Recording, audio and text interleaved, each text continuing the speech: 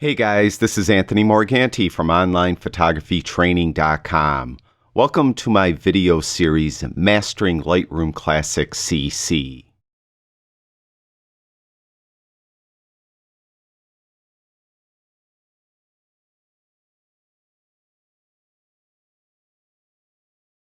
In this video, we're going to take a look at the radial filter that's found in Lightroom Classic CC.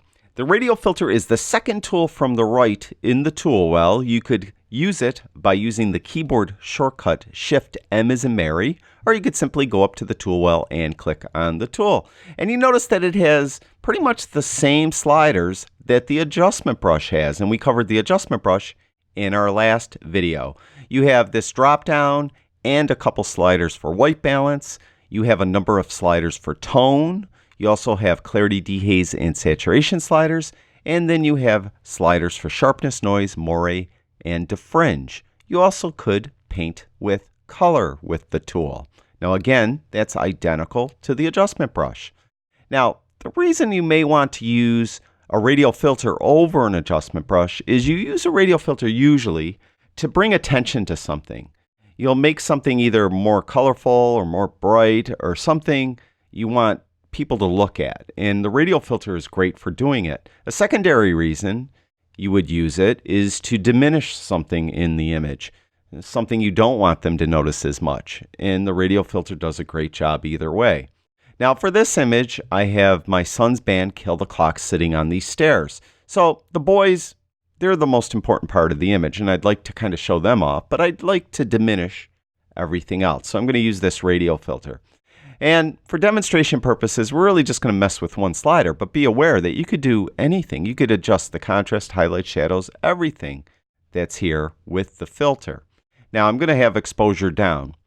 There's 4 different ways to apply a radial filter. The most common way is to simply go to where you want the middle of the filter to be.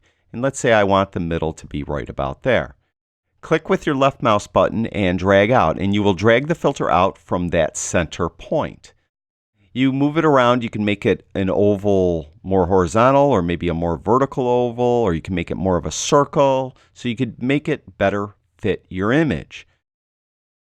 One thing I'd like to make you aware of, there may be a time where you want the filter to go off the image. If that's the case, go over to the left-hand panel and you can see right where it says Navigator, you have Fit, Fill, 1:1. Use something like 1:16.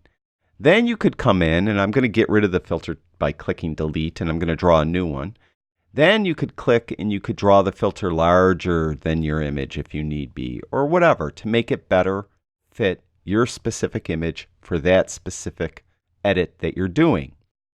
When you're done, go back up to Fit. So that's one way to apply the filter. Another way is if you want to just have a perfect circle. You just want the filter to be perfectly round. Hold the Shift key in. Then again, go to where you want that center of the filter to be. I'm going to say right there. Click with the left mouse button, hold that Shift key in and drag out. And you can see no matter what I do, it's always going to be a circle. So that's one way to get an easy circle. A third way to apply the filter, and probably not a very common way and not a very useful way, is if you want to draw the filter out, but you don't want it to be drawn out from the center. You want it to be drawn out from your initial click position. For example, let's say I want to start over here and go diagonally down through the filter or through the image. So I would then hold the Alt or Option key in. It's Alt if you have a PC, Option if you have a Mac. Hold that in, click with the left mouse button and draw, and you can see how I'm coming out from that corner. Like I said, I'm not sure how useful that is, but I just wanted to show you that. The fourth way is just a combination of the previous 2 ways. If you want to draw a circle, but you don't want the circle to be drawn out from the middle, you want it coming in from the side, hold the Shift and the Alt or Option key in. And again, that's Alt if you have a PC, Option if you have a Mac. Go to the edge that you want to begin it and draw out. And you can see I'm drawing a perfect circle out just like that.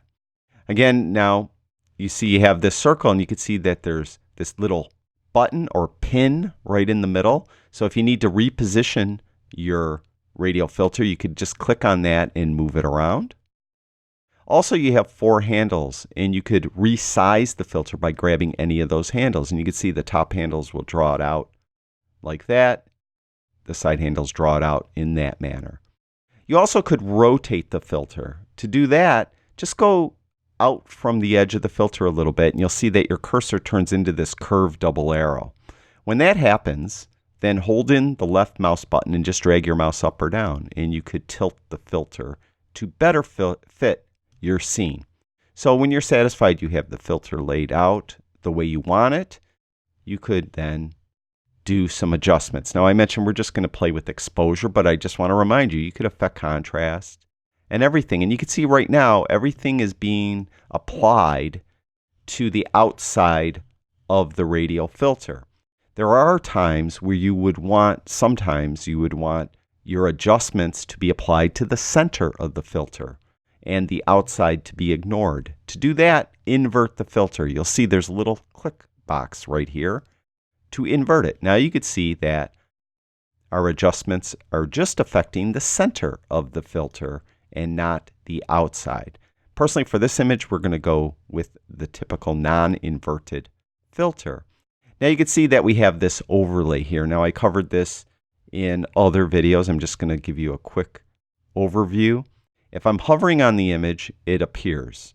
When I come off the image, it disappears. That's because I have it set to auto. If we look down here at the toolbar, and if you don't see this toolbar, hit the T key on your keyboard. The T key will toggle that toolbar off and on. Over here on the far left, there's a drop down and it says Show Edit Pins Auto. So auto means when I'm hovering over it, it's showing. When I'm off, it's not showing. Little drop down always. Always. So it's always showing whether I'm on the image or off the image. Selected.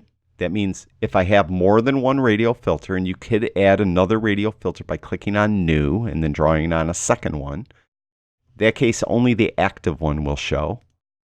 Never. They're never showing. Now another thing you could do is just use the keyboard shortcut of H. You keep it in auto mode, and then if you just want to get rid of it temporarily, hit the H key on your keyboard and it will toggle this to never. Hit the H key again and you'll go back to auto. Now I mentioned, or you probably noticed, if you hover over the middle on that pin, you'll get your mask overlay showing. Another way you could do that is down here in the toolbar. Just click this little checkbox and you'll have the mask overlay show. It shows in red, and where red is where the adjustments are being applied. So they're being applied to wherever red is. Now you could just use a keyboard shortcut instead of clicking on this box. Hit the O key on your keyboard. That turns the mask overlay off and on. There, it's on. Hit the O key again. It's off. So that covers the toolbar.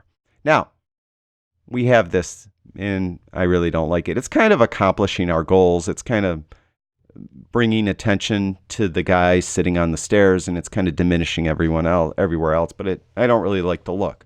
So let's go for a different look. I'm going to take exposure, and I'm going to turn it way up. So we're going to go to this high key look.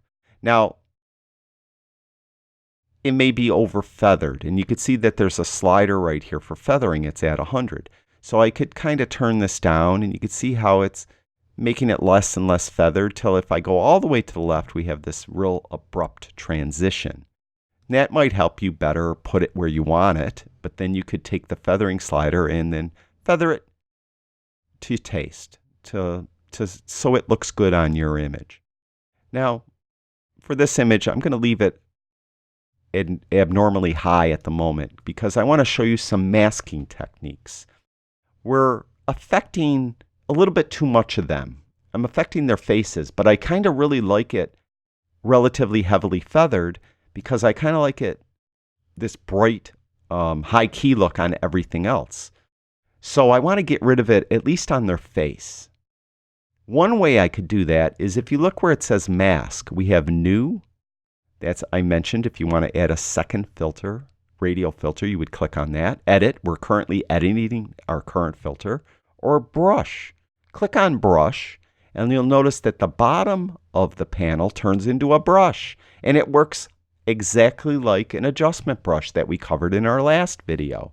I could come in here now, and if I want to apply these adjustments to a part of the image where it's not being applied, I could then use the A or B brush, affect the size with this slider, affect feathering with that slider, affect the flow of the brush or the effect with the flow, and density with the density slider. Now I covered those in our last video, and I'm not going to get into great detail. I also could use auto mask if I wanted to, but I'm not going to. Keep all that off and keep those maxed, and I could apply it there, let's say. I don't really want it applied there, but just for demonstration purposes, that allows you to brush in the effect where it isn't being applied with your filter. I'm going to hit Command or Z to get rid of it. If you have a PC, you'd hit Control Z.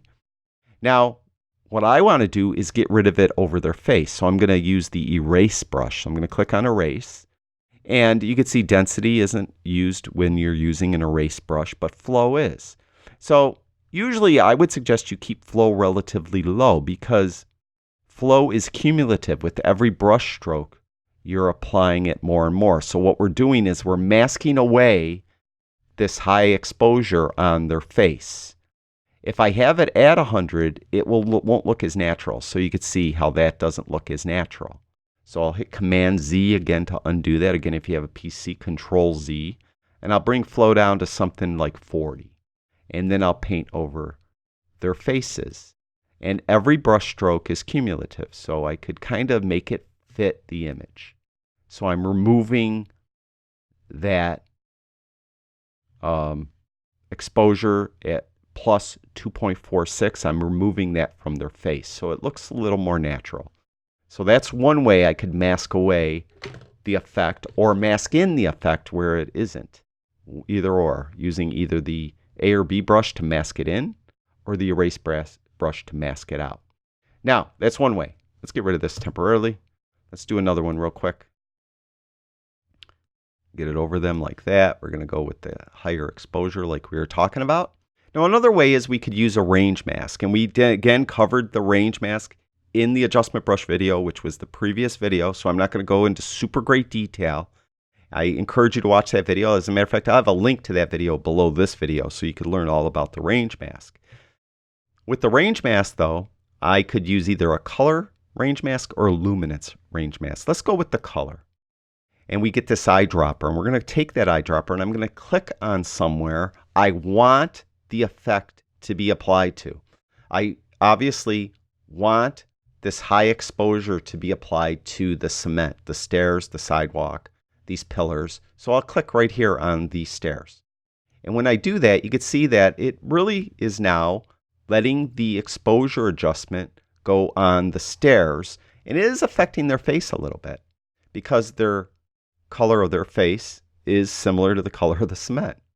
Now, I could add to it. Let's say I want it to affect these sliders to affect the door as well. So I could add to the range by holding in the Shift key and click on the door. And now it's affecting the door a little bit as well. But again, I still have that problem where it's affecting their face. Well, let's go to that brush again.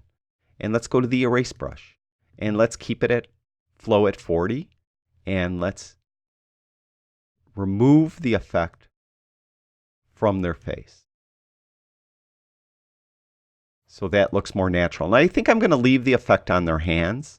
You can see these two guys' hands. I think it looks kind of cool. So this is one way where you could get kind of this high key, washed out color look and make it look a little more arty. Now, I didn't mention that I already did basic panel adjustments on this image, and in that I brought saturation down to -46. So I already kind of sucked out some of the color to begin with before I added the radial filter. So when you're done with the masking out part, you want to go back to your feathering slider, go back up to edit here, click on edit, and we have our feathering slider, so we could kind of better dial in our adjustment. So that's the radial filter. And again, you could add a second filter. Just click on new, and then you could draw in a second filter if you want. All right, I don't. So I'm going to get rid of it by hitting the delete key. So we're back to our original filter right there. And you could see the overlay. And that's it. That is how you use a radial filter. You could use it for a necessary reason. You need to make something kind of go away a little bit or make something stand out a little bit. Or you could use it for a creative art reason, something like this. Whatever works for you. And again, I just messed with exposure. You could do everything. You could add clarity, remove clarity, you know, take more of the saturation away from those areas, whatever. You could come in here. Just remember, you have all that to, you know, you could also paint with color if you wanted to. Why you would want to do that on this image, I don't know. But you could come in here and kind of tone it a little bit. Let's see. Kind of defeating my purpose. But maybe we'll give it something kind of a cool, you know, that's kind of weird, but let's go with that. So you could paint with color. I just wanted to show that real quick. Not sure I like it, but that's something you could do. That's it for this video. I hope that made sense, and I know I kind of went a little fast on this, but we're building on what we're learning. We already learned a lot of stuff with the adjustment brush, and I'm kind of giving you stuff to build on. And now you know a little tricks you could do with your adjustment brush as well, hopefully. Thank you, everyone that watches my videos. I truly do appreciate it. I'll talk to you guys soon.